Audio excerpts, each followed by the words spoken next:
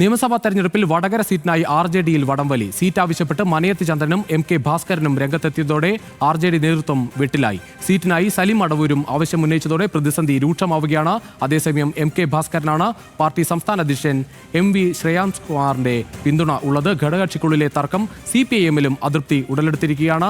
വിവരങ്ങളുമായി പ്രസാദ് ഉടുമ്പശ്ശേരി ചേരുകയാണ്. പ്രസാദ്, വടകര ഇടതുപക്ഷത്തിന്റെ കോട്ടയെന്നൊക്കെ പറയുമ്പോൾ അവിടെ KK രമയെ നിർത്തി വിജയിച്ചതാണ് കഴിഞ്ഞ തവണ നമ്മൾ കണ്ടത്. അത് തിരിച്ചു പിടിക്കാനുള്ള ഒരു ശ്രമത്തിലാണ് ഇടതുമുന്നണി ആകെ നിൽക്കുന്നത്. ആ സമയത്താണ് സീറ്റിനെ ചൊല്ലിയുള്ള ഒരു വടംവലി.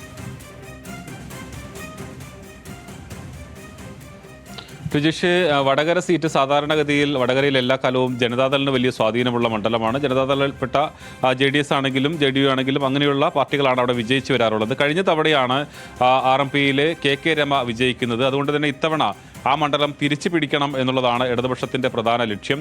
എന്നാൽ മത്സരിക്കുന്ന RJDയിൽ ഈ സീറ്റ് സ്ഥാനാർത്ഥിയുമായി ബന്ധപ്പെട്ടുകൊണ്ട് വലിയ തർക്കം നടക്കുകയാണ്. അവിടെ കഴിഞ്ഞ തവണ മത്സരിച്ച മനയത്ത് ചന്ദ്രൻ തന്നെ മത്സരിക്കണമെന്ന ആഗ്രഹവുമായി താല്പര്യവുമായി മുന്നോട്ട് വന്നിട്ടുണ്ട്. ഇതിന് പുറമെയാണ് ജില്ലാ പ്രസിഡന്റ് MK ഭാസ്കരനും താല്പര്യം പ്രകടിപ്പിച്ചിട്ടുള്ളത്. MK ഭാസ്കരനെ മത്സരിപ്പിക്കണമെന്നതാണ് പ്രാദേശിക വികാരം.